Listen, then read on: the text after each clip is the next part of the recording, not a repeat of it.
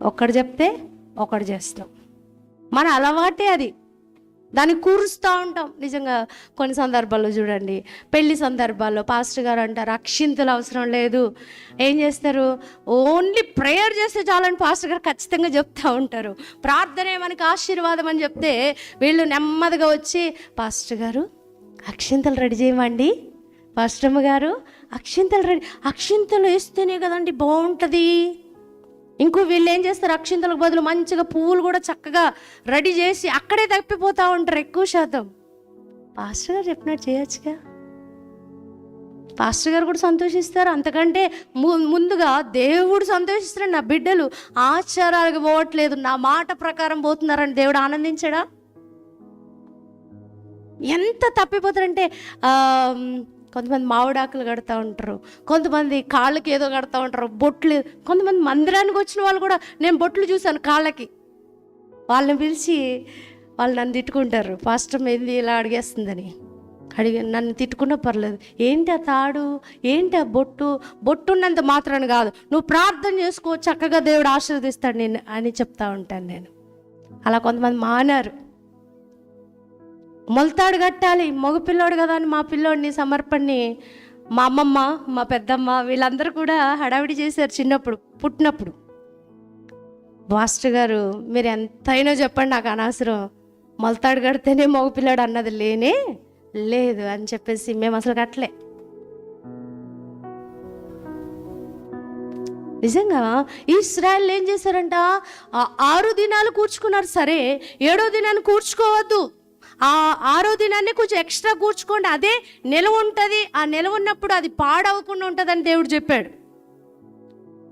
అంతకుముందు ఏం చేశారు, ఎక్స్ట్రా ఒక రోజు 2వ రోజుకి కూర్చుకున్నారు, ఎక్స్ట్రా కూర్చుకున్నారు అనుకోండి, అదేమైపోయేది, కూలిపోయేది. ఇప్పుడు 6వ రోజుని ఎక్స్ట్రా కూర్చుకుంటూ కూలిపోతుందా? అంటే దేవుడు ఏదైనా చేయగలడు. ప్రైజ్ ది లార్డ్, హల్లెలూయా. నిజంగా వీళ్ళు ఏం చేశారు, 6వ రోజు ఎక్స్ట్రా కూర్చుకోండి 7వ రోజుకి. 7వ రోజు అసలు మీరు ఆ యొక్క మన్నా కూర్చుకోవడానికి మరి పాళెంలోకి వెళ్ళొద్దంటే వీళ్ళంట మళ్ళా మన్నా కూర్చుకోవడానికి ఎక్కడికి వెళ్ళారట, పాళెంలోకి వెళ్ళారట. దేవునికి ఏమొస్తుంది, కోపం వస్తుంది. అంటున్నారు మీరు ఎన్నాళ్ళు నా ఆజ్ఞలను నా ధర్మశాస్త్రాన్ని అనుసరించి నడవనొల్లరు. ఎవరు చెప్తున్నారు ఈ మాట? దేవుడు చెప్పింది చేయొచ్చు కదా. ఈ రోజున ప్రభు మనతో కూడా మాట్లాడుతున్నాడు. నువ్వు చెప్పినట్టుగా చెయ్యి అని చెప్తుంటుంటే మనం ఏం చేస్తూ ఉంటామంటే లేదు అని పక్కకి వెళ్ళిపోయి వేరే చేస్తూ ఉంటాం. మొన్న మధ్య బాను వాళ్ళ అమ్మగారు చనిపోయినప్పుడు పాస్టర్ గారు ఇవన్నీ అవసరం లేదు, ఆచారాలు ఏం అవసరం లేదని చెప్పి ఆ ఊరి వారికి చెప్పినప్పుడు చాలా చక్కగా వాళ్ళు ఏ ఆచారాల సంబంధంగా కాకుండా చక్కగా సమాధి చేయడానికి ముందుకు వెళ్ళారు. ఒక ఆమె వచ్చి అడుగుతుంది నన్ను, అమ్మ పువ్వులు పెట్టొచ్చా, కాళ్ళకి పసుపు రాయొచ్చా అంటుంది. నేను అవసరం లేదన్నా. మనోళ్ళకి ఎంత కోపం వస్తుందో ఒక్కోసారి, పువ్వులు కూడా పెట్టొద్దా, చచ్చిపోయినప్పుడు పసుపు కూడా పెట్టొద్దా, అప్పుడే వచ్చేస్తాయి రోషాలు కొంతమందికి. ఆమె నిజంగా నేను ఒకటే మాట చెప్పాను, వెంటనే వినింది, చక్కగా ఏ మాత్రం అలాంటివి చేయకుండా పంపించింది మొత్తానికి. ఆమెని మంచిగా అనిపించింది. కొన్నిసార్లు అన్యులే విధేయత చూపించడానికి ఇష్టపడతారు. మనం క్రైస్తవులమై ఉండి కూడా ఇంకా దేవునికి ఆయాసకరమైనవి చేసుకుంటూ పోతూ ఉంటాం. ఈ రోజున ప్రభు మనతో మాట్లాడుతూ ఉన్నాడు. ఇన్ని సంవత్సరాలు అయింది నీ జీవితంలో, ఇన్ని సంవత్సరాలు అయింది నువ్వు రక్షించబడి, ఇంకెన్నాళ్ళు నా ఆజ్ఞల్ని నా కట్టడిని అనుసరించి నడవు. ఈ రోజున దేవుడు నీకు ఎన్నో ఆజ్ఞలు ఇస్తున్నాడు, సంఘంలో ఆజ్ఞలు ఇస్తున్నాడు, సంఘంలో కొన్ని కట్టడలు ఇస్తున్నాడు. ఈ రోజున ఒక తీర్మానం చేసుకోవాలి, ప్రభువా నీ మందిరంలో ఇస్తున్న ఆజ్ఞల్ని, నీ మందిరంలో ఇస్తున్న నీ కట్టడలు నేను అనుసరించి నడవాలి ఇక మీదట. గతించిన కాలమే చాలు, ఆ సంవత్సరాలు కాదు, ఈ సంవత్సరంలో నేను నీకు మహిమార్థమై జీవించాలని ప్రార్థన చేయాలి మనం. ప్రైజ్ ది లార్డ్, హల్లెలూయా. మనుషుల మాటలు లెక్క చేయం, సేవకుల మాటలు లెక్క చేయం, వీళ్ళతో నాకేంటి అన్నట్టు తిరుగుతూ ఉంటాం. తప్పు.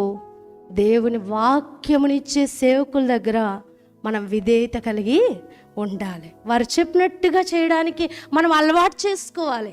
కొంతమంది ఉంటారండి, ఏదన్నా ఫంక్షన్ జరుగుతుంటే ప్రతి విషయానికి పాస్టర్ గారి దగ్గరికి వస్తారు. వచ్చి పాస్టర్ గారు ఇలా చేయొచ్చండి, చేయకూడదండి అంటే వద్దమ్మా అంటే సరే అండి. కొంతమంది ఏం అడగరు, అన్ని వాళ్ళే చేసేసుకుంటారు, రెడీ చేసుకుంటారు. అంటే చేసుకోవద్దని కాదు, అది వాక్యానుసారమా కాదా అనేది క్లియర్గా సేవకుని దగ్గర అడిగి తెలుసుకోవడంలో తప్పేముంది? మనము జాగ్రత్త పడదాం.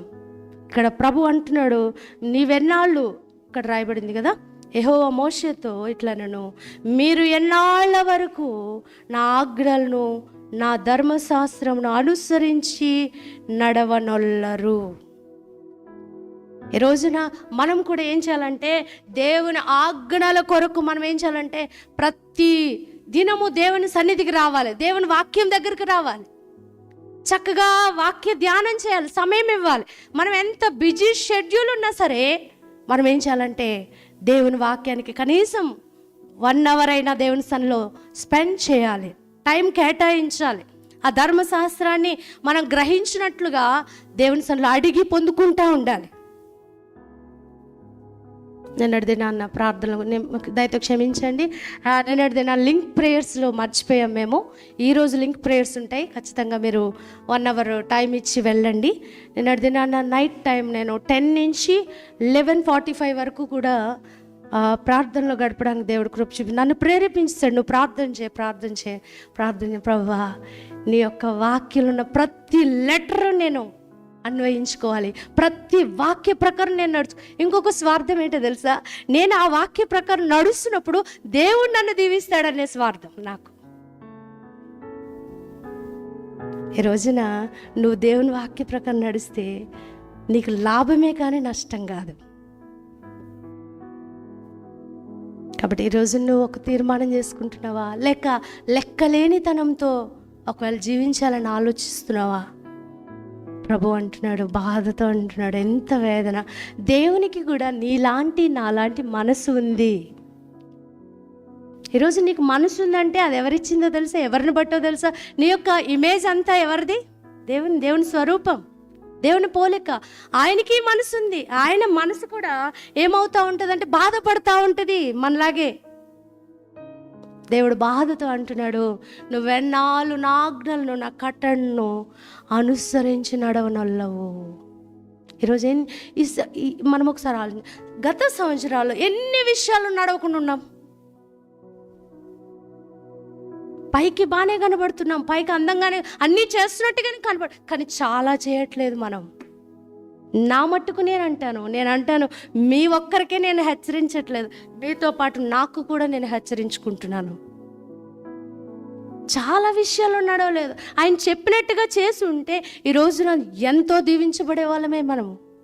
ఇంకా దీవెన లేకుండా ఇంకా మనం దీన స్థితుల్లో ఉంటున్నామంటే, ఇంకా అశాంతిలో ఉంటున్నామంటే ముఖ్యంగా ఆయన చెప్పినట్టుగా చేయట్లేదు. ఈరోజు ప్రార్థన చేద్దాం, ప్రభువా, ఇన్నాళ్ల వరకు నేను నీ ఆజ్ఞలు అనుసరించి, నీ ధర్మశాస్త్రం అనుసరించి, నీ వాక్యాన్ని ధ్యానం చేసి దాని ప్రకారంగా నడవనెళ్ళకపోయాను. కానీ ఇక మీదట నేను నీ వాక్య ప్రకారం, నీ కట్టడల ప్రకారం అనుసరించి నడుచుకుంటాను అని తీర్మానం చేసుకోవాలని ప్రభు పేరట మనం చేస్తున్నాను. ఇంకొంచెం ముందుకు వెళ్దామా? నేను